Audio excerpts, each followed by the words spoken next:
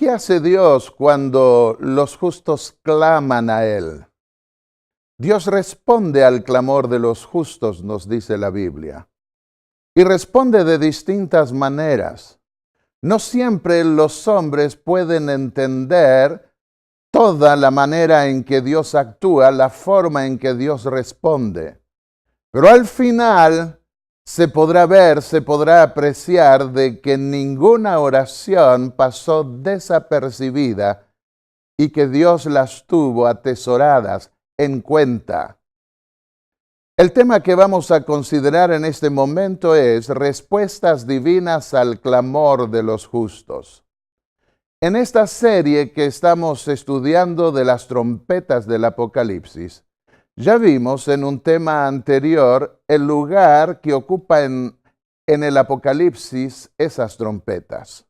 Pero ahora corresponde hablar del propósito de las trompetas del Apocalipsis. Y podemos decir ya que son, o que es, una respuesta divina al clamor de los justos.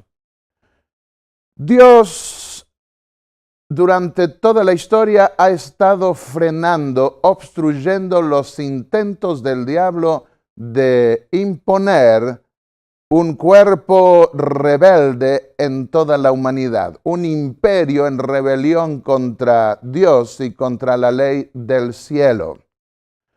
Y los llamados a la guerra que nosotros encontramos en la Biblia y también en el Apocalipsis en relación con las trompetas, tienen el propósito de impedir el dominio completo del príncipe de este mundo sobre la tierra. En primer lugar, tenemos que considerar las trompetas bajo un contexto bíblico más abarcante, más amplio, antes de ir directamente al objetivo de esas trompetas apocalípticas. Veamos las trompetas a la luz del gran conflicto entre Cristo y Satanás, que llena las páginas de la Biblia de una u otra manera. El intento del diablo fue, desde el principio, unir el mundo en un imperio rebelde. ¿Y qué haría Dios? ¿Cuál sería su propósito divino? Nosotros vemos que es unir un pueblo para revelar su gloria, para aquellos que quisieran ver, comprender el plan de Dios para salvar este mundo. El diablo intentaría entonces dispersar al pueblo de Dios para que este mundo se quede sin la revelación divina, sin poder apreciar el amor de Dios al salvar a los seres humanos. Y entonces, ¿qué hace Dios? Dios busca dispersar el imperio de Satanás. ¿Cuál sería la metodología del diablo?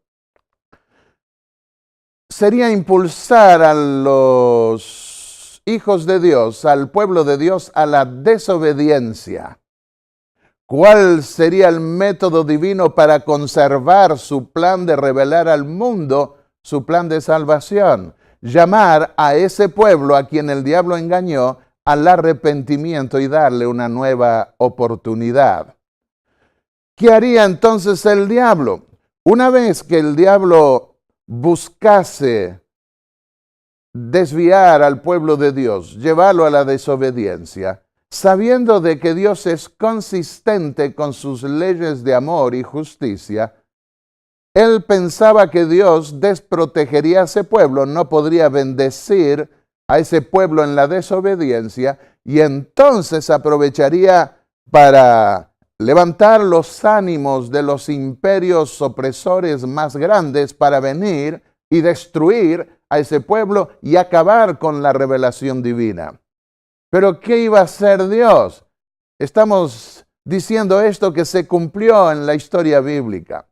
Iba a salvar un remanente y destruir a las naciones rebeldes. En esto consiste la gran lucha entre el bien y el mal. Y entre Cristo y Satanás. Esa gran confrontación, ese gran conflicto que lleva siglos y milenios, pero que está pronto por terminar.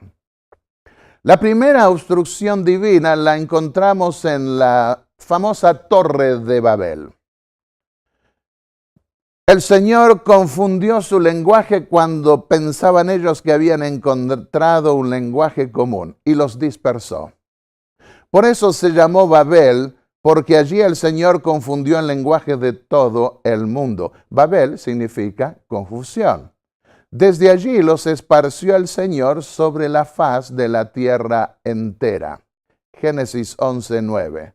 Llama la atención que al final del mundo hay una segunda Babilonia, simbólica por supuesto, y que buscaría hacer lo mismo, juntar naciones, imperios, buscar establecer un imperio mundial, juntar las naciones, unir los pueblos, las religiones, en lo que hoy estamos conociendo bajo el término globalización. Un segundo aspecto que debemos considerar en el estudio de las trompetas para tratar de entender el propósito de las trompetas del Apocalipsis, siempre dentro de un contexto bíblico más amplio, es el pacto entre Dios y su pueblo. No podemos entender el propósito de las trompetas del Apocalipsis si no comprendemos que hay un pacto de por medio entre Dios y su pueblo. Dios llamó a Abraham, Génesis 12, versículos 1 al 3, y le dijo, deja tu tierra y ve a la tierra que te mostraré, y haré de ti una gran nación. Y te bendeciré, bendeciré a los que te bendicen y maldeciré a los que te maldicen. Y todos los pueblos de la tierra serán benditos a causa de ti. Acá nosotros podemos ver la fórmula básica de bendecir a los que bendicen al pueblo de Dios y maldecir a los que maldicen a ese pueblo. Y en eso iban a consistir las trompetas apocalípticas. Las trompetas del Apocalipsis son maldiciones. Ayes se traduce la expresión griega. Contra los que maldicen al pueblo de Dios. Son maldiciones, castigos, dolor o ay para los que maldicen al pueblo de Dios. Dios prometió a Israel bendición, pero bajo obediencia. No podemos nosotros pretender la bendición de Dios sin obediencia. Dice Deuteronomio 28, versículo 1, si obedeces plenamente al Señor tu Dios y guardas todos sus mandamientos, el Señor tu Dios te pondrá en alto sobre todas las naciones de la tierra.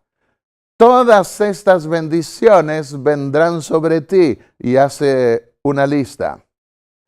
Luego en el capítulo 28, en el versículo 7, dice Dios, dice Moisés, el Señor hará que los enemigos que se levanten contra ti sean derrotados delante de ti. Así que Dios se encargaría de derrotar a los enemigos de su pueblo en ese pacto, en esa relación que tendría con él. Habría bendición también bajo arrepentimiento si es que habían sufrido los castigos de Dios a causa de la desobediencia.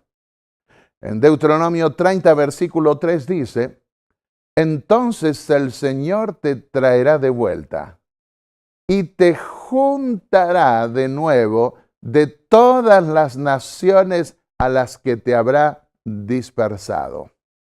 Acá vemos nosotros que hay bendición en el juntarse, en el caso del pueblo de Dios para obedecer su ley.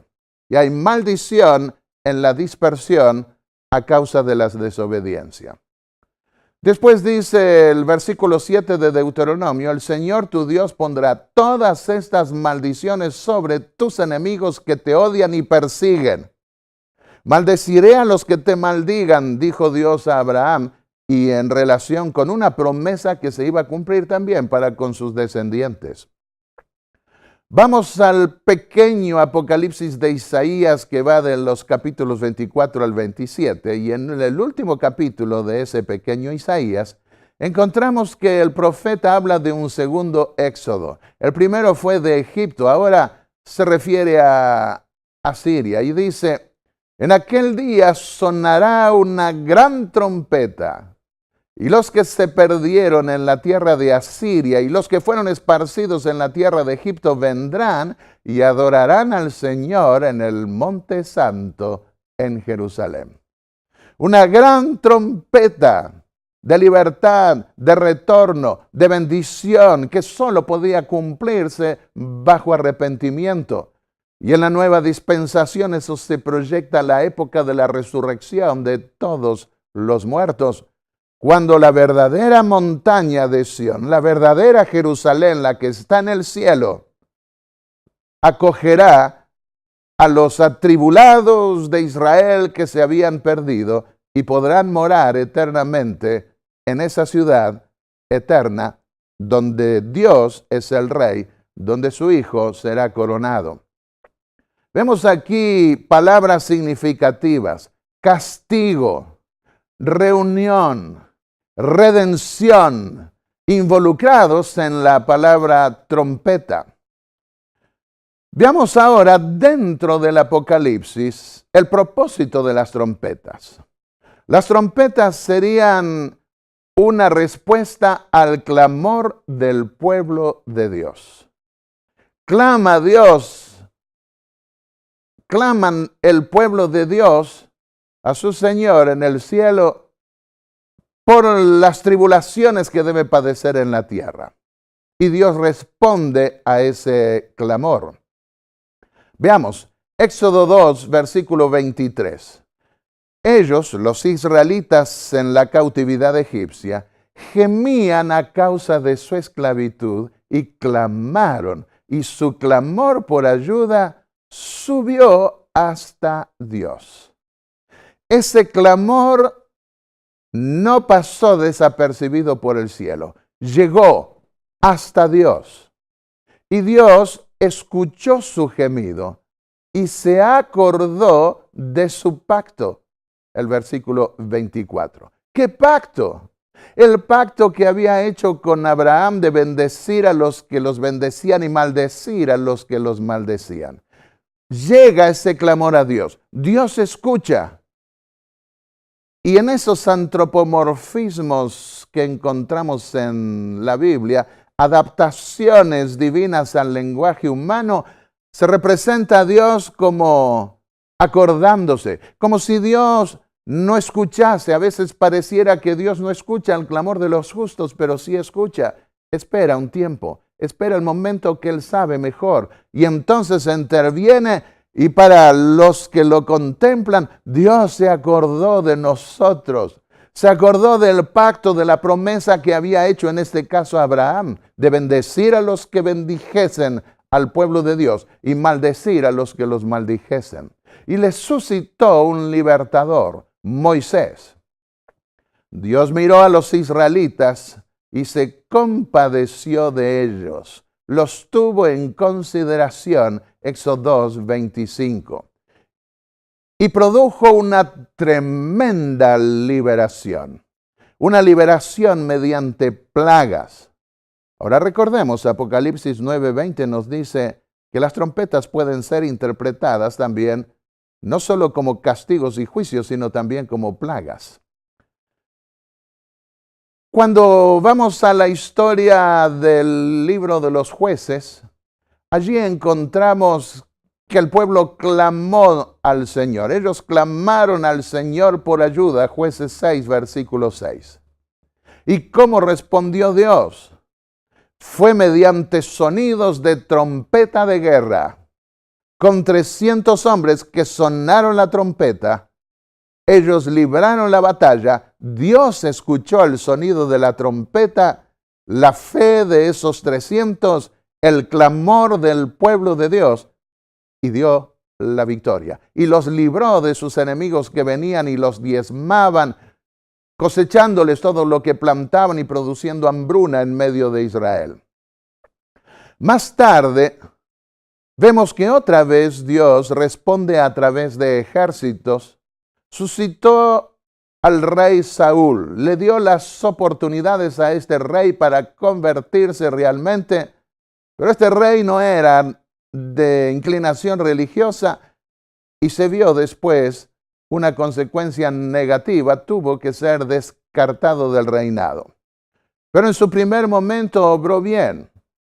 Y dice 1 Samuel 9:16, Él librará a mi pueblo de la mano de los filisteos.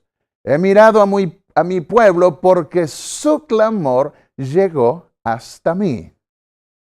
Así que Dios responde con ejércitos también para proteger a su pueblo. Vamos a la época del rey Ezequías.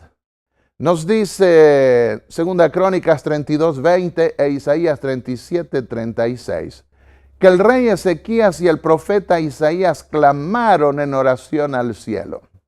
Entonces el ángel del Señor salió y mató a 185,000 hombres del ejército de Asiria. Habían venido para tomar la ciudad de Jerusalén y destruir el reino de Israel. Y ellos clamaron a Dios y Dios los escuchó. Quiero decirte, querido amigo, que me estás escuchando, que hoy nosotros también tenemos un libertador. Se llama Cristo Jesús. Él nos libra en primer lugar de nuestros pecados, que es lo que más puede atormentar el alma sincera de quien quiere estar en armonía y en paz con Dios. Y nos dio ese libertador para que pudiéramos recurrir a Él para el oportuno socorro. En el quinto sello vemos en el Apocalipsis que los mártires que murieron bajo el poder de Roma en la Edad Media clamaban a gran voz bajo el altar. Clamaban a gran voz, habían ya muertos. Su clamor había llegado al altar y en el Apocalipsis vemos que el altar y las trompetas están juntas. La intercesión del altar y las trompetas lo vemos en el capítulo 8. Y así que ellos clamaban bajo el altar. ¿Y qué decían? ¿Hasta cuándo, Señor, santo, soberano y verdadero, no juzgas y vengas nuestra sangre de los moradores de la tierra? Vamos al séptimo sello, Apocalipsis 8, versículos 2 al 5. Vi los 7 ángeles que estaban de pie ante Dios y se les dieron 7 trompetas. Otro ángel que tenía un incensario de oro vino y se paró ante el altar. Y les fue dado mucho incienso para ofrecerlo con las oraciones de todos los santos sobre el altar de oro delante del trono. Vemos que hay un clamor del pueblo de Dios. Los mártires claman a Dios y Dios responde desde el altar a sus oraciones, a ese clamor. Y se añade la justicia de Cristo representada por ese perfume, ese incienso que asciende a Dios con las oraciones de los que claman. Y junto a ello están las 7 trompetas que son las respuestas parciales de Dios a ese clamor, porque la respuesta total, completa, absoluta se dará en el fin del mundo cuando las cuentas se cierren o se abran desde otra perspectiva y se analicen los hechos humanos y Dios dé el pago a cada cual. ¿Y qué es lo que dice entonces el versículo 5? Hubo truenos, voces, relámpagos y un terremoto. Lo que nos muestra que el séptimo sello abarca desde Apocalipsis 8, versículo 1 hasta el versículo 5. En el Apocalipsis, Cristo se revela a sí mismo como el libertador de su pueblo durante la era cristiana. ¿Y cómo lo hace? Al destruir al imperio opresor o al frenar su actividad por un tiempo hasta su destrucción final. Nos dice Apocalipsis 19, versículos 11 al 16. Con justicia juzga y hace guerra. Los ejércitos del cielo le seguían. La séptima y última trompeta es definitiva y será tocada por un ejército de ángeles que librarán la batalla final con los poderes mancomunados de la tierra. Y dice allí que Cristo liberará a su pueblo, nos librará de nuevo, así en el fin del mundo con su ejército celestial, en la séptima y última trompeta. De esa trompeta habló el apóstol Pablo en 1 Corintios 15, versículos 51 y 52. Todos seremos transformados a la trompeta final, todos los justos, entre los cuales se incluía el apóstol Pablo. Porque la trompeta sonará, trompeta de liberación. Se vencerá al principal enemigo, que es la muerte. Se vencerá definitivamente a aquel que pensaba que tenía el imperio de la muerte, que era Satanás, nos dice Hebreos el capítulo 2. Y todas las naciones de la tierra se lamentarán, dijo Jesús en Mateo 24, y verán al Hijo del Hombre viniendo en las nubes del cielo con gran poder y gloria. Enviará a sus ángeles con gran voz de trompeta y juntará a sus elegidos de los cuatro vientos, desde los 4 puntos cardinales, desde un extremo del cielo al otro. Mateo 24, versículos 30 al 31. Vemos así que la última trompeta de liberación sería, la séptima y última, sería la venida de Cristo para librar la batalla final y rescatar a su pueblo. Un cuarto aspecto, y ahora dentro del Apocalipsis también, es que las trompetas tienen el propósito de aliviar y terminar con la tribulación.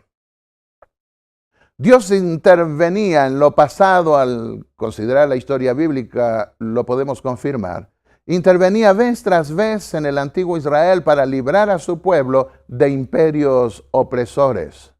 A veces permitió que sufrieran la crueldad de los enemigos para que comprendiesen cuánto mejor les iba con el Dios del cielo.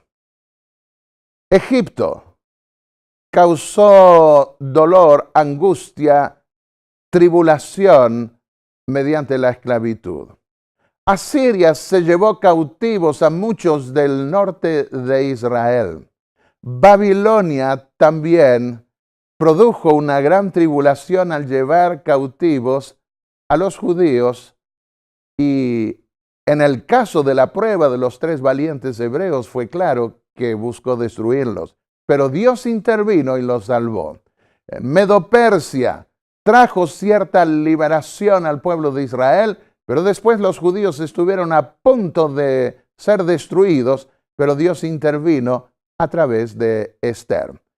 Esos grandes imperios causaron tribulaciones y todos los imperios del mundo tuvieron su oportunidad para revelar su verdadero carácter. En el momento crítico, Dios intervino y salvó a su pueblo. Por eso Daniel, al explicarle al rey Nabucodonosor esa estatua de los imperios de las naciones futuras, él se preguntó más de una vez, ¿cómo haría Dios para proteger a su pueblo en los siguientes imperios que iban a venir? Hasta que Dios triunfase o reinase o decidiese intervenir para siempre en los asuntos humanos y se acabase con el dominio del mal. Quedaba una pregunta en la nueva dispensación, la cristiana. ¿Cómo iba el Señor a liberar a su pueblo en la era cristiana del último imperio opresor, según la profecía de Daniel, el imperio romano? Una orientación tal faltaba hasta que Dios se la dio a su apóstol en el Apocalipsis. En las visiones de Daniel, el último imperio es Roma.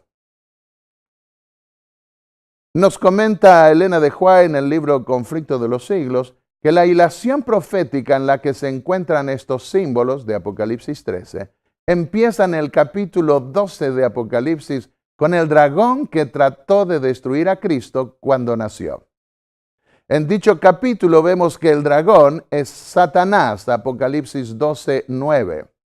Fue él quien indujo a Herodes a procurar la muerte del Salvador.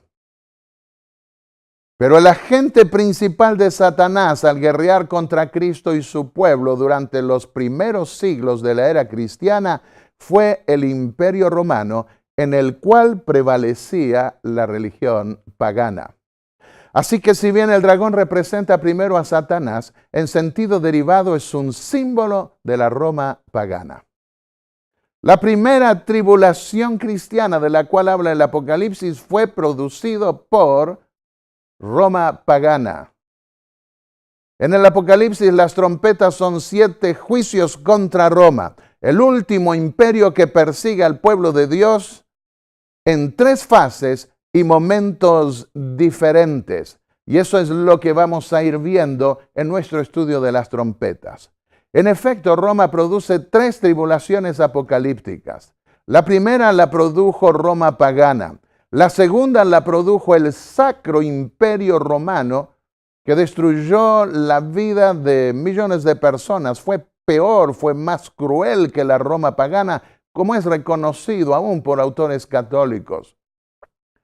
Y luego vendría la tribulación final que se produciría por la unión global cívico-religiosa bajo el liderazgo papal. Y eso es lo que estamos viendo admirablemente y hemos considerado en otros temas, porque se está conformando la Gran Babilonia de los últimos días y el liderazgo de Roma está emergiendo otra vez, política, religiosa y socialmente. La primera tribulación la produjo Roma pagana. El apóstol Juan se refirió a esa tribulación en su primera visión, capítulo 1, versículo 9. Yo, Juan, vuestro hermano, dijo, y copartícipe en la tribulación. Él estaba participando de la tribulación que estaba afectando a muchos cristianos que morían bajo la opresión del Imperio Romano. Él no estaba tomando vacaciones en la isla de Patmos, allí mandaban los peores criminales. Y había sido perseguido anteriormente también. Así que él dice, yo soy vuestro hermano y copartícipe en la tribulación, en el reino y en la paciencia de Jesucristo. Estaba en la isla de Patmos por causa de la palabra de Dios y el testimonio de Jesús. En otras palabras, esta tribulación, como las otras 2 que faltarían, que vendrían en el futuro, se produce por causa de la palabra de Dios y el testimonio de Jesús. Si hay algo que despierta la ira de Satanás es la palabra de Dios. Y por eso aquellos que asumen la palabra de Dios conocerán las palabras del apóstol Pablo que dijo, todos los que quieran vivir piadosamente en Cristo Jesús padecerán persecución. Pero Cristo la sufrió, los apóstoles la sufrieron, los primeros cristianos sufrieron la tribulación y les espera una gran corona de la vida. La palabra de Dios, encontramos términos claves acá. La tribulación, la paciencia, el testimonio de Jesús. Estos son aspectos claves que se repiten en las 3 tribulaciones apocalípticas, que aunque no se mencionan como tribulación 1, tribulación 2 y tribulación 3, son 3 porque se dan una al principio, otra en el medio, como hoy se conoce también por Edad Media, y otra al final. Nos alegramos, dijo el apóstol Pablo en Romanos 5:3, nos alegramos aún en las tribulaciones, al saber que la tribulación produce paciencia. Y Juan se consideraba copartícipe en la tribulación y en la paciencia. Porque ¿qué es lo que produce la paciencia? Lo es la tribulación. Tenemos que aprender a ser pacientes, a humillarnos delante de Dios y aceptar lo que Dios permite y que nosotros no podemos cambiar. Tenemos que luchar por cambiar lo que podemos cambiar, pero lo que no podemos cambiar debemos aceptarlos, resignarnos delante de Dios y aceptar la voluntad de Dios. Porque si aquí sufrimos, allá recibiremos la recompensa eterna. En Apocalipsis 2:10 dijo el apóstol Juan, es Cristo hablando a través del Apocalipsis, no tengas ningún temor de lo que vas a padecer. El diablo ha de enviar a algunos de vosotros a la cárcel para que seáis probados y tendréis tribulación.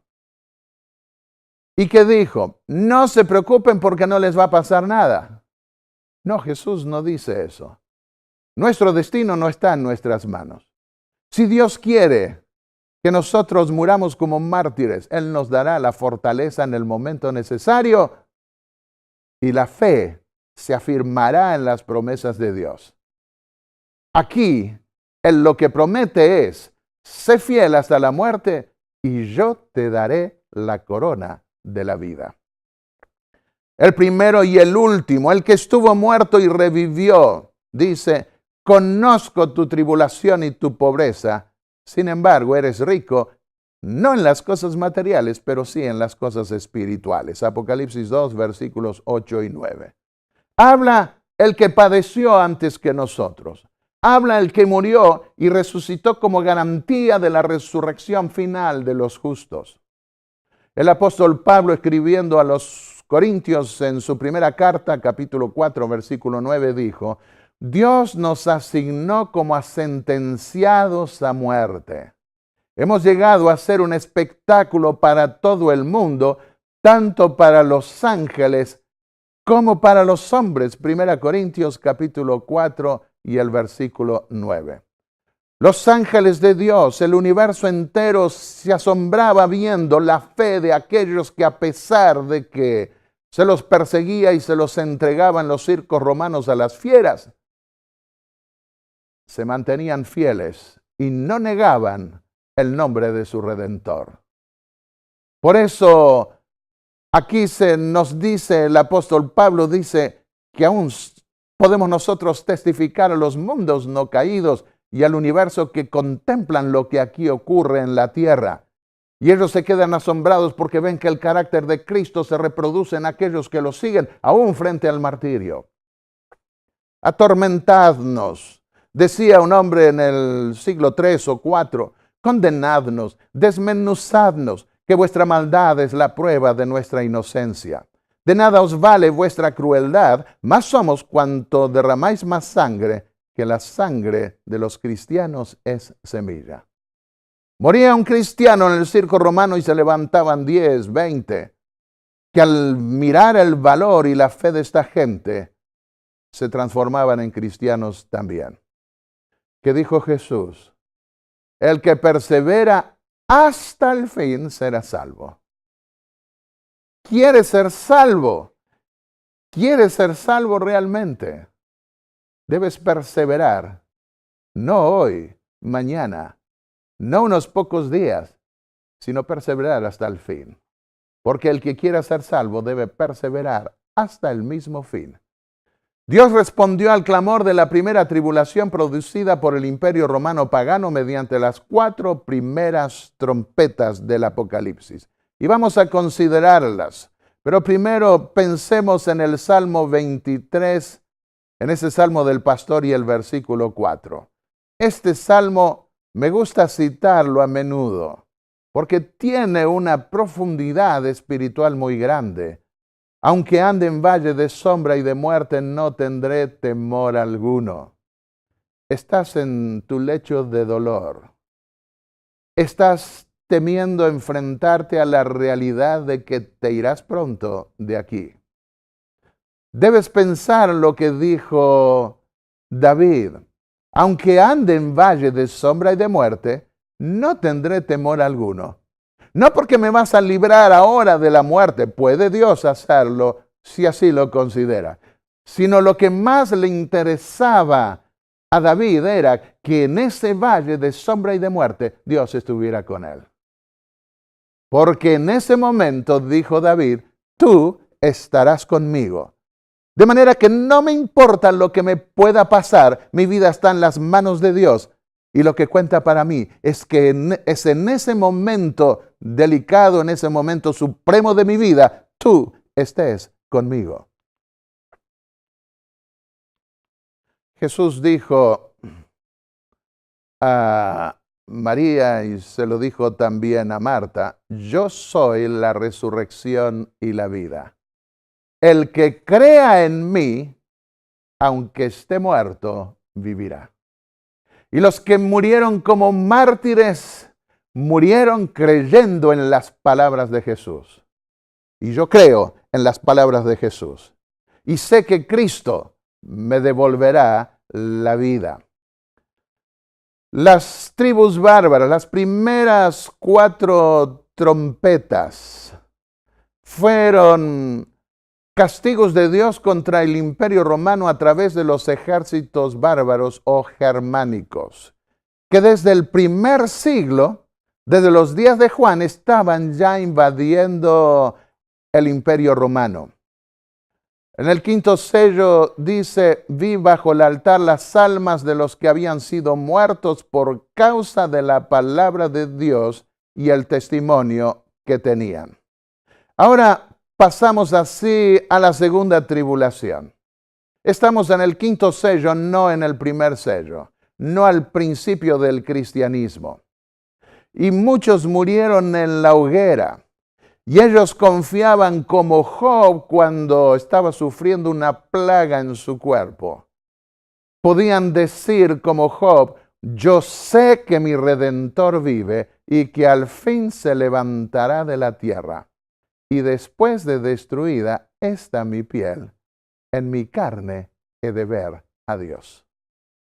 Después de perder la vida, de dejar nuestro cuerpo, el Señor nos la devolverá. Yo sé que mi Redentor vive y que veré a Dios. Esta segunda tribulación fue producida por causa del testimonio que tenían. Juan no dice aquí por causa del testimonio de Jesús. Durante la Edad Media tenían la palabra de Dios, pero no el don de profecía. Apocalipsis 19:10 se dice que, dijo Juan, que el don de profecía, que el espíritu de profecía, el testimonio de Jesús, era el espíritu de profecía, que es el don de profecía. Y ellos murieron por causa de la palabra de Dios y el testimonio que Dios les había dado. Los cuerpos mutilados de millones de mártires clamaban a Dios venganza contra aquel poder apóstata, dice el libro El conflicto de los siglos, página 64. Hablando del momento en que la corte al final revisa el cuadro de la historia del cristianismo y ahora debe hacerse justicia y ese clamor llega, clamaban contra ese poder apóstata, se refiere a las hogueras y al cuadro horrendo, especialmente en los siglos XII, XIII y XIV, y después sucesivamente en los siglos siguientes hasta la Revolución Francesa. Las hogueras más grandes de la Edad Media se dieron bajo lo que se llamó el Sacro Imperio Romano. Sus líderes, los líderes del pueblo de Dios, de los albigenses, de los valdenses, fueron quemados de asientos bajo la supremacía papal y bajo las cruzadas papales. Hubo hogueras de hasta más de 400 personas a las que quemaron vivas de los dirigentes de aquellos humildes siervos de Dios. Dice Apocalipsis 17:6, vi que la mujer estaba ebria de la sangre de los santos y de los que tenían el testimonio de Jesús. Así que la mujer ahora, Babilonia, que representa a la iglesia, está ebria ya de asesinatos, de crímenes. Eso está probado en la historia. No se lo puede ocultar y no es justo ocultarlo. En Apocalipsis 9:14, al hablar de la sexta trompeta, vemos que ese juicio cae sobre el gran río Éufrates. El río Éufrates pasaba por Babilonia, pero ahora se trata de una Babilonia mística o espiritual o simbólica y que representa a Roma. A Roma bajo los pontífices romanos y bajo los reyes y el emperador de Europa. Bajo la Iglesia Católica Romana se cometieron los crímenes más atroces de la historia, aún de la Edad Media. Y Dios respondió al clamor de los mártires mediante las dos invasiones islámicas, la de los sarracenos y la de los turcos otomanos, bajo dos oleadas de invasión que produjo el imperio musulmán. Pero vayamos a la tercera tribulación. Iba a ser producida por la unión de las iglesias y de las naciones que estamos viendo consumarse en estos momentos. Está cerca ese momento. Y dice allí que esa unión conformaría la última gran Babilonia. Eso es lo que nos da a entender el Apocalipsis. Apocalipsis 12:17 nos habla de esta tribulación final bajo el término la ira del dragón. Entonces el dragón se llenó de ira contra la mujer y se fue a hacer guerra contra el resto de la simiente de ella, contra el resto del cristianismo, los que guardan los mandamientos de Dios y tienen el testimonio de Jesús. Escribió en el libro Profetas y Reyes, Elena de White, así como el diablo influenció a las naciones paganas para que destruyesen a Israel, así también en el futuro cercano incitará a los malvados de la tierra para destruir al pueblo de Dios. ¿Qué en esta era democrática? Pero se está viendo cada vez más una psicosis generalizada en el mundo y muchas cosas están cambiando. Y hay un esfuerzo por mantener los derechos humanos, pero si hay un esfuerzo tan grande es porque se está viendo que esos principios de los derechos humanos, el terrorismo y otras cosas más los están socavando. La última parte del imperio romano tendría que ver con la unión de iglesia y Estado recuperada, que está representada por el hierro y la arcilla en la estatua de Nabucodonosor. Iglesia y Estado buscarían actuar juntos. Y esa unión, al final, ese intento de repetir lo que se dio en la Edad Media, produciría la tercera y última tribulación. La ira del dragón contra el resto de la descendencia de la mujer, ¿en qué consistiría? En infundir esa misma ira en las naciones contra los que guardan los mandamientos de Dios y tienen el testimonio de Jesús. ¿Qué es lo que producía la paciencia? Recuerdan, vimos Romanos el capítulo 5, los primeros versículos. La paciencia es producida por la tribulación. Y dice Apocalipsis 14:12, hablando del último cuerpo de fieles de ese resto final, aquí está la paciencia. Es decir, los que aprendieron paciencia bajo la tribulación. La paciencia de los santos, los que guardan los mandamientos de Dios y tienen la fe de Jesús, a pesar de que este mundo ha sido conformado por el príncipe rebelde, de tal manera que se hace cada vez más difícil permanecer fiel a Dios y guardar sus mandamientos. En la séptima trompeta se habla de la posesión del reino de Cristo y de su Padre en el fin del mundo.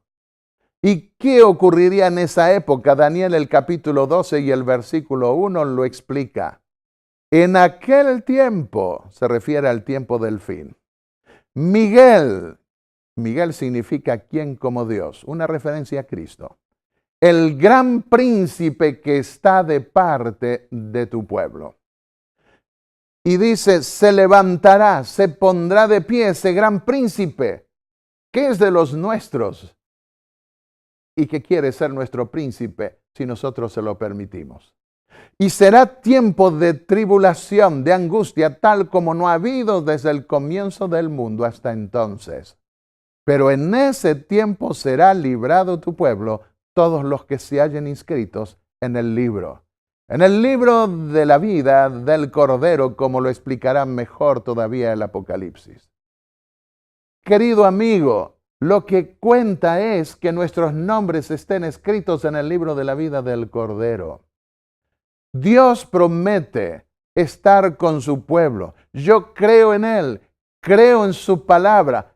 Él intervendrá, Él no nos abandonará y obtendremos la victoria final. Un quinto aspecto en la consideración de las trompetas tiene que ver con una manifestación de la ira de Dios. Las trompetas son una manifestación de la ira de Dios. Cuando a través del antiguo Israel Dios reveló el castigo contra Babilonia, escribió Jeremías: levantad señal en la tierra, tocad trompeta entre las naciones. Reunid las naciones contra ella, convocad contra ella los reinos, nombrad contra ella capitán, haced subir caballos como langostas erizadas. Acá hay varios términos que reaparecen en la quinta y sexta trompeta en especial. Trompeta, langostas, imperio perseguidor, caballos. Estos son términos que aparecen en el Apocalipsis en conexión con las trompetas, lo que nos permite ver que tienen que ver con ejércitos que Dios levanta para hacer justicia.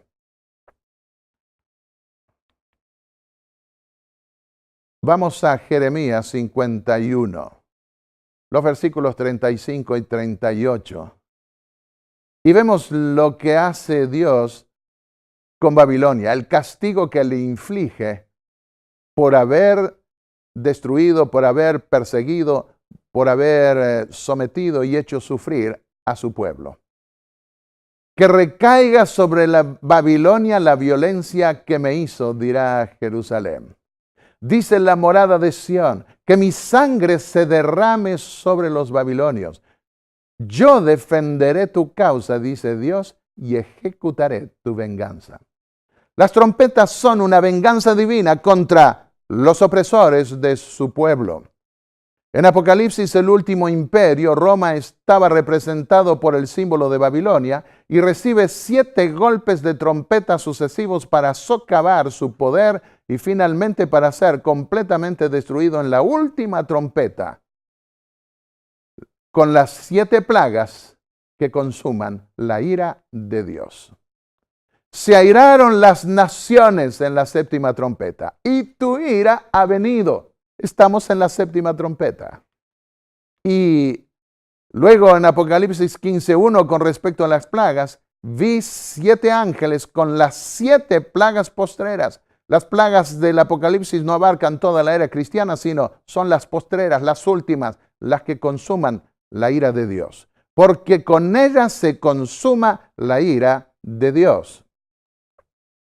Las trompetas son una manifestación de la ira de Dios, primero mitigada con misericordia, aunque con incrementada intensidad en las 3 últimas trompetas, ya que se agrega la expresión ay, los ayes de las 3 últimas trompetas, hasta que se consuma la ira de Dios en la séptima trompeta. Se airaron las naciones y ha venido tu ira. La séptima trompeta es clara también en mostrar que el propósito de las trompetas es derramar la ira de Dios con misericordia en las primeras 6, pero definitivamente a través de las 7 plagas en la séptima trompeta. La séptima plaga cae sobre la gran Babilonia, otra vez Roma, pero abarca al mundo entero porque en el fin todo es global. El terremoto más grande de la historia entonces se sucede y la ciudad se parte en 3 partes, Apocalipsis 16:19, y las ciudades de las naciones cayeron. Y Dios se acordó de la gran Babilonia. Se envalentonaron en el mundo religiosos y políticos pensando que Dios no intervenía, no los castigaba. Porque Dios da un margen de libertad a la gente, pero después hace justicia. y le dio la copa llena del vino del furor de su ira. Ahora se acordó. Es decir, ahora, por fin Dios tiene en cuenta esto. Ha llegado el momento de intervenir. Entonces toda isla huyó y los montes desaparecieron. La séptima trompeta habla de la batalla final. Nos dice Apocalipsis 19 que viene Cristo con sus ángeles montados en caballos de guerra y con justicia juzga y hace guerra.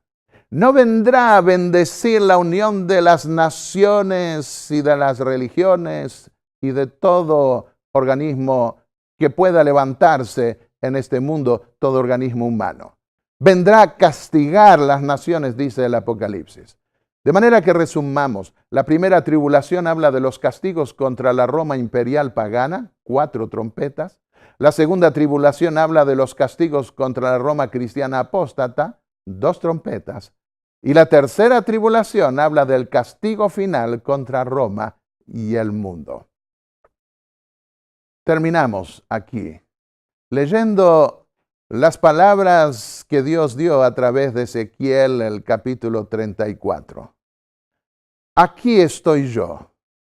Yo mismo cuidaré de mi rebaño y velaré por él. Como un pastor vela por su rebaño cuando se encuentra en medio de sus ovejas dispersas, así velaré yo por mis ovejas.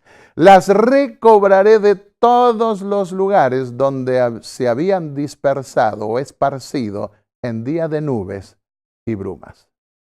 Querido amigo que estás escuchando este mensaje, tenemos un pastor, es Cristo Jesús.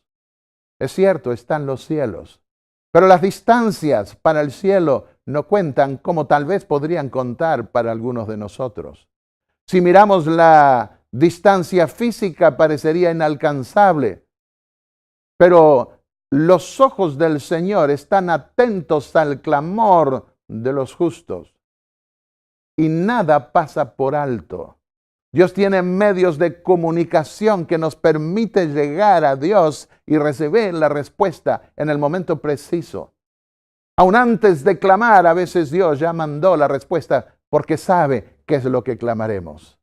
Y tenemos un pastor y Él nos recogerá al final. Nos reunirá en su reino celestial a través de los ángeles. Esa es la reunión que cuenta, la reunión de los redimidos que pronto se consumará con aquellos que fueron fieles a lo largo de todos los siglos y milenios y con el último remanente fiel que formarán la gran multitud de redimidos frente al trono de Dios. ¿Quieres tú formar parte de esa gran reunión del cielo? Te invito a que inclines su rostro conmigo para buscar al Señor. Padre y Dios Santo que estás en los cielos, nos inclinamos ante ti sabiendo que la salvación no es nuestra. Nosotros estamos perdidos, pero gracias a ti podemos mirar con esperanza y ver redención. Porque la redención viene de arriba. La redención viene de tu Hijo amado y de ti mismo que lo diste para que muriese por nuestros pecados. Y Señor, queremos nosotros prepararnos para ese reino eterno. Queremos que tú seas el pastor de nuestra vida y que como buen pastor nos reúnas con tu redil, con ese redil de aquellos que serán reunidos en tu trono de gloria, ante ese trono de tu Padre que está en los cielos. Te lo pedimos en el nombre de Jesús. Amén.